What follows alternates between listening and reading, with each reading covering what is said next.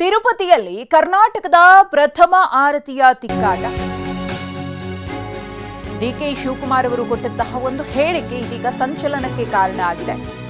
ಮೊದಲ ಆರತಿಯಲ್ಲಿ ಜನಪ್ರತಿನಿಧಿಗಳಿಗೆ ಅವಕಾಶವನ್ನ ಕೊಡಿ ಅಂತ ಡಿಕೆ ಶಿವಕುಮಾರ್ ಅವರು ಮಾತನಾಡಿದ ಬೆನ್ನಲ್ಲೇ ಆರತಿ ವಿಚಾರ ದೊಡ್ಡ ಮಟ್ಟದಲ್ಲಿ ವಿವಾದಕ್ಕೆ ಕಾರಣವಾಗ್ತಾ ಇದೆ.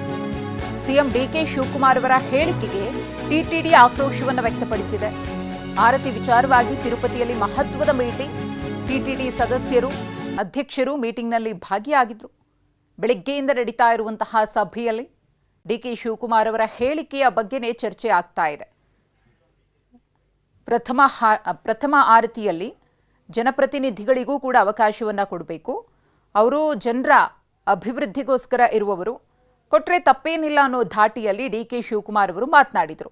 ಅದೇ ವಿಚಾರಕ್ಕೆ ಸಂಬಂಧಪಟ್ಟಂತೆ ಟಿಟಿಡಿ ಆಡಳಿತ ಮಂಡಳಿಯೂ ಕೂಡ ಆಕ್ಷೇಪವನ್ನು ವ್ಯಕ್ತಪಡಿಸಿ ಸದ್ಯಕ್ಕೆ ಸಭೆಯನ್ನ ಮಾಡ್ತಿದ್ದಾರೆ. ಇನ್ನು ಡಿಕೆ ಶಿವಕುಮಾರ್ ಅವರು ಏನ್ ಮಾತನಾಡಿದ್ರು ನೋಡೋಣ.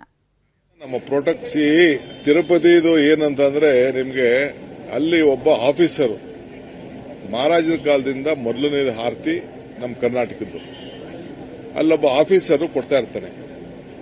ಆಫೀಸರ್ ಬದಲು ಯಾರಲ್ಲಿ ಜನಪ್ರತಿನಿಧಿಗಳು ಹೋಗಿರ್ತಾರೆ ಅಂತವ್ರಿಗೆ ಒಂದು ಅವಕಾಶ ಮಾಡಿಕೊಡೋಣ ಅಂತೇಳಿ. ಇಲ್ಲ MLA, ಈಗ ಮಂತ್ರಿಗಳಿಗೇನೋ ಸ್ವಲ್ಪ ಅವಕಾಶಗಳು ಇರ್ತದೆ, ಜಡ್ಜ್ಗಳಿಗೂ ಅವಕಾಶ ಇರ್ತದೆ. ಇಲ್ಲ ಜಡ್ಜೋ, ಇಲ್ಲ ನಮ್ಮ ಮಂತ್ರಿನೋ, ನಮ್ಮ ರಾಜ್ಯಕ್ಕೆ ಸಂಬಂಧಪಟ್ಟಂತವರು, ಶಾಸಕರುಗಳು, ಇಲ್ಲ ಅಧಿಕಾರಿಗಳು ಯಾರಿದ್ರೆ ಅವ್ರಿಗೂ ಒಂದು ಅವಕಾಶ ಸಿಕ್ಲಿ ಅಂತ. ಎಲ್ಲಾ ಪಾರ್ಟಿಯವ್ರಿಗೂ ಸಿಕ್ಲಿ. ಇದೇನು ಬರೀ ಕಾಂಗ್ರೆಸ್ ದಳ ಅಂತಲ್ಲ. ಯಾವುದೇ ಶಾಸಕರು ತಿರುಪತಿ ದರ್ಶನಕ್ಕೆ ಹೋದಾಗ ನಮ್ಮ ರಾಜ್ಯದ ಪರವಾಗಿ ಆರತಿಗೆ ಕೊಡಕ್ಕೆ ಒಂದು ಅವಕಾಶ ಇದೆ. ಮೊದಲನೇ ಆರತಿ ನಮ್ಮದು. ಏನು ಆ ತಟ್ಟೆನ ತೆಗೆದುಕೊಂಡು ಹೋಗಿ ಅಧಿಕಾರಿಗಳು ಅವ್ರಿಗೆ ಸಪೋರ್ಟ್ ಮಾಡ್ತಾರೆ. ಅದಕ್ಕೊಂದು ಗೈಡ್ಲೈನ್ಸ್ ಇದೆ. ಆ ಗೈಡ್ಲೈನ್ಸ್ನ ನಮ್ಮ ಪ್ರೋಟೋಕಾಲ್ ಪ್ರಕಾರ ನಾವು ಮಾಡ್ತೀವಿ. ಒಂದಿನ ತಹಶೀಲ್ದಾರ್ಗೂ ಸಿಗ್ಬೋದು, ಎಸಿಗೂ ಸಿಗ್ಬೋದು, ಶಾಸಕರಿಗೂ ಸಿಗ್ಬೋದು, ನಮ್ಮ ಮೇಯರ್ಗಳಿಗೂ ಸಿಗ್ಬೋದು, MP ಗಳಿಗೆ ಸಿಗ್ಬೋದು. ಅವ್ರಿಗೆ ಆ ಒಂದು ಭಾಗ್ಯ ಸಿಗಲಿ. ಯಾಕೆಂದ್ರೆ ಅವರೆಲ್ಲ ನಮ್ಮ ಜನರ ಸೇವೆಗೋಸ್ಕರ ಆರತಿ ಕೊಡೋದು ಕರ್ನಾಟಕಕ್ಕೆ ಒಳ್ಳೇದಾಗ್ಲಿ ಅನ್ನೋ ದೃಷ್ಟಿಯಿಂದ ಅವತ್ತಿಂದ ಒಂದು ಪದ್ಧತಿ ಉಳಿಸ್ಕೊಂಡು ಬಂದಿದ್ದಾರೆ. ಬರೀ ಒಬ್ಬ ಆಫೀಸರ್ ಎತ್ಕೊಂಡು ಹೋಗಿ ಕೊಡೋದಕ್ಕಿಂತ ಜನಪ್ರತಿನಿಧಿಗಳು ಹೋಗಿ ಆ ದೇವರಿಗೆ ಪ್ರಾರ್ಥನೆಯನ್ನ ಮಾಡಲಿ ರಾಜ್ಯದ ಪರವಾಗಿ ಅಂತ ಒಂದು ಅವಕಾಶವನ್ನ ಮಾಡಬೇಕು ಅಂತ ನಾನೀಗಾಗಲೇ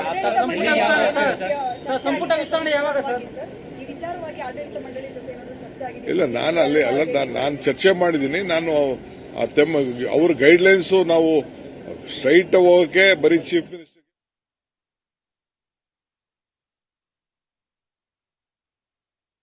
ನಮ್ಮ ಜೊತೆಗೆ ದೂರವಾಣಿ ಸಂಪರ್ಕದಲ್ಲಿದ್ದಾರೆ. ಇದೀಗ ಮಾತನಾಡೋದಕ್ಕೆ ಟಿಟಿಡಿ ಸದಸ್ಯರಾಗಿರುವ ನರೇಶ್ ಅವರು ನಮ್ಮ ಜೊತೆಗೆ ದೂರವಾಣಿ ಸಂಪರ್ಕದಲ್ಲಿದ್ದಾರೆ. ನರೇಶ್ ಅವರೇ ನಮಸ್ತೆ. ನಮಸ್ಕಾರ. ಇದು ಸಿಎಂ ಡಿಕೆ ಶಿವಕುಮಾರ್ ಅವರ ಹೇಳಿಕೆ ಯಾವ ರೀತಿ ಸಂಚಲನಕ್ಕೆ ಕಾರಣವಾಗಿದೆ ಅನ್ನೋದನ್ನ ಗಮನಿಸ್ತಾ ಇದ್ದೀವಿ. ಪರ ವಿರೋಧದ ಮಾತುಗಳು ಕೂಡ ಕೇಳಿ ಬರ್ತಾ ಇದೆ. ಮೀಟಿಂಗ್ ಕೂಡ ನಡೀತಾ ಇದೆ, ಅಲ್ಲಿ ಮಹತ್ವದ ಮೀಟಿಂಗ್ ಇದೆ ವಿಚಾರವಾಗಿ. ಏನ್ ಚರ್ಚೆ ಆಯ್ತು ಅಂತ ನರೇಶ್ ಅವರೇ? ಇಲ್ಲ, ನಮ್ದು ಬೋರ್ಡ್ ಮೀಟಿಂಗ್ ಪ್ರತಿ ತಿಂಗಳು ನಡೀತದೆ. ಅದು ಬೋರ್ಡ್ ಮೀಟಿಂಗ್ ನಡೆದಿದೆ. ಇದ್ರ ಬಗ್ಗೆ ಮಹತ್ವದ ಚರ್ಚೆ ಏನಿಲ್ಲ. ಯಾಕಂದ್ರೆ ಮೈಸೂರು ಮಹಾರಾಜರು ಆಫ್ಟರ್ ವಿಜಯನಗರ ಸಾಮ್ರಾಜ್ಯ ಮೈಸೂರು ಸಂಸ್ಥಾನ ಇದ್ದಿದ್ದು. ಕ್ರಮೇಣ ಈ ರಾಜ್ಯಗಳು ವಿಂಗಡಣೆ ಆದಾಗ ಆಂಧ್ರಕ್ಕೆ ಹೋಯ್ತು. ಮೈಸೂರು ಮಹಾರಾಜರ ಕೊಡುಗೆ ಅಪಾರವಾದದ್ದು ಇಡೀ ದೇಶಕ್ಕೇನೆ. ಅದರಲ್ಲಿ ತಿರುಪತಿಗೂನು. ತಿರುಪತಿಯಲ್ಲಿ ನೀವು ದೇವ್ರನ್ನ ನೋಡ್ತೀರಾ, ಆ ದೇವ್ರನ್ನ ಬೆಳಕು ಕೂಡ ಮೈಸೂರು ಮಹಾರಾಜರು ಕೊಟ್ಟಿರೋ ದೀಪನೇ. ಆ ಬೆಳಕಲ್ಲಿ ಇವತ್ತು ಕೂಡ ನಾವು ಅದನ್ನ ತುಪ್ಪ ಕರ್ನಾಟಕದಿಂದ ಕೊಡ್ತೀವಿ. ಆ ರೀತಿ ಮಾಡ್ತಾ ಬರ್ಬೇಕಾದ್ರೆ ಅದರ ಪ್ರಿವಿಲೇಜ್ಗೆ ಮೈಸೂರು ಆರತಿ ಅಂತ ಆವಾಗಿನ ಕಾಲದಿಂದ ಕೊಡ್ತಾ ಇದ್ದಾರೆ. ಅಂದ್ರೆ ಮೈಸೂರು ಮಹಾರಾಜರು ಪ್ರಥಮ ಆರತಿ ತಗೊಂತಾ ಇದ್ರು ಅಂತ. ಸೊ ಅದನ್ನ ಕ್ರಮೇಣ ಆವಾಗ ಮಹಾರಾಜರು ಹೋಗಕ್ಕಾಗದೆ ಇದ್ದಾಗ ದಿವಾಣರು, ಇಲ್ಲ ಅಂದ್ರೆ ಇನ್ಯಾರೋ ಹೋಗೋರು. ಆ ರೀತಿ ಡಿಕೆ ಶಿವಕುಮಾರ್ ಹೇಳ್ತಾರದು ಕರೆಕ್ಟ್. ಡಿಕೆ ಶಿವಕುಮಾರ್ ಅವರು ಮುಖ್ಯಮಂತ್ರಿಗಳು, ಅವ್ರಿಗೆ ಅಪಾರವಾದ ಇದು ಎಲ್ಲಾನು ತಿಳ್ಕೊಂಡೇ ಹೇಳಿದ್ದಾರೆ. ಅದೆಲ್ಲ ಕರೆಕ್ಟೇ, ಸಬ್ಜೆಕ್ಟ್ ಕರೆಕ್ಟ್. ಅವರು ಎಕ್ಸ್ಪ್ಲೈನ್ ಮಾಡ್ತಾರ ರೀತಿ ಸರಿ ಇಲ್ಲ ಅಂತ ನಾನು ಹೇಳಿದ್ದು. ಅಂದ್ರೆ ನಾವ್ ಹೇಳಿದ್ದೇನಂದ್ರೆ, ಯಾರೋ ಒಬ್ಬ SO ಹೋಗ್ತಾನೆ ಅಲ್ಲಿ ಆಫೀಸರ್, ಅಥವಾ ಯಾರೋ ಒಬ್ರು ಪ್ಯೂನ್ ಹೋಗ್ತಾನೆ ಆರ್ತಿಗೆ. ಅದ್ರ ಬದಲು ಅವತ್ತು ತಿರುಪತಿಯಲ್ಲಿ ಯಾರು ಹೈಯೆಸ್ಟ್ ಡಿಗ್ನಿಟರಿ ಇರ್ತಾರೆ ಪ್ರೋಟೋಕಾಲ್ ಪ್ರಕಾರ, ಲೆಟ್ ದೆಮ್ ಅಟೆಂಡ್ ದಿ ಆರ್ತಿ ಅಂತ ಹೇಳಿರೋದು ಅವರು. ಅದನ್ನ ಅವರು ಬಿಡಿಸಿ ಹೇಳಿರೋದೆ. ಅವ್ರು ಹೇಳಿರೋದು ಜನಪ್ರತಿನಿಧಿಗಳು ಬರ್ಲಿ, ಮಿನಿಸ್ಟರ್ ಬರ್ಲಿ, ತಹಶೀಲ್ದಾರ್ ಬರ್ಲಿ ಅಂತ ಹೇಳಿದ್ದಾರೆ. ಅದು ಕರೆಕ್ಟೇ. ಆದ್ರೆ ಅವ್ರು ಹೇಳ್ಬೇಕಾಗಿರೋದು highest dignitary on the particular day can take the aarti ಅಂತ ಹೇಳ್ಬೇಕಾಯ್ತು. ಅವತ್ತು ಯಾರು ಅತಿ ಉನ್ನತ ಸ್ಥಾನದ ಪ್ರೋಟೋಕಾಲ್ ಅಲ್ಲಿ ಇರ್ತಾರೆ ಅವರು ಆರತಿಗೆ ಹೋಗ್ಬಹುದು ಅಂತ ನಾವು ಒಂದು ರಿಕ್ವೆಸ್ಟ್ ಲೆಟರ್ ಕೊಟ್ರೆ, ಆಮೇಲೆ ಇದೇನು ನಮ್ ಸರ್ಕಾರಕ್ಕೆ ಏನಿಲ್ಲ, ಅದು ಮುಂಚೆಯಿಂದ ನಡ್ಕೊಂಡ್ ಬಂದೈತೆ, ತಲತಲಾಂತರದಿಂದ ಈ ಪದ್ಧತಿ ಇದೆ, ಆ ಪದ್ಧತಿ ಪ್ರಕಾರ ನಡ್ಕೊಂಡು ಹೋಗುತ್ತೆ. ಸುಪ್ರಭಾತ ಆಗಿದ ತಕ್ಷಣ ಮೊದಲನೇ ಆರತಿ ನಮ್ದೇ, ಅದಾದ್ಮೇಲೆ ನಿತ್ಯ ಆರತಿ, ನೈವೇದ್ಯ ಆದ್ಮೇಲೆ ನಮ್ದೇ ಮೊದಲನೇ ಆರತಿ. ಎಲ್ಲಾರ್ಗುನು ಮಠಗಳಿಗೆ ಕೊಡೋದು ಆರತಿ, ಬೇರೆ ಸ್ಟೇಟ್ಸ್ಗೆಲ್ಲ ಕೊಡಲ್ಲ.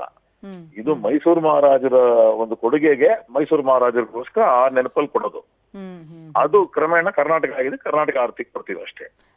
ಈಗ ನಮ್ ಭಾನುಪ್ರಕಾಶ್ ನಮ್ ಬೋರ್ಡ್ ಮೆಂಬರ್, ಅವ್ರಿಗೆ ಅದ್ ಯಾರು ಮಿಸ್ಲೀಡ್ ಮಾಡಿದ್ರೋ ಗೊತ್ತಿಲ್ಲ.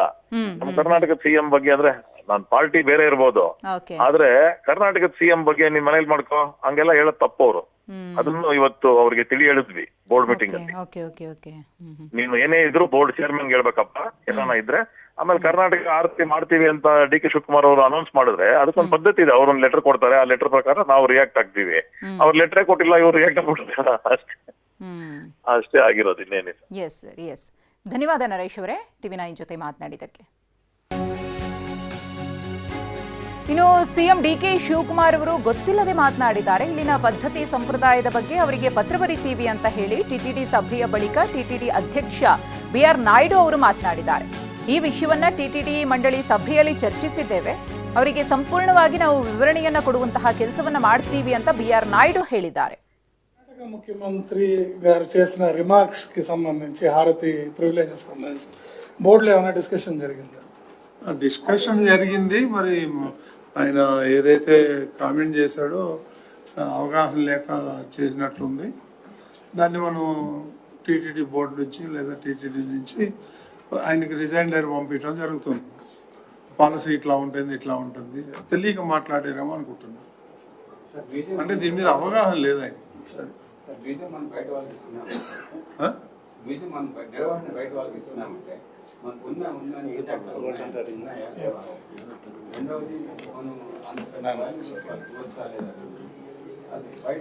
వాల్యుబుల్స్ అన్ని వాళ్ళు కూడా ఇచ్చినారు.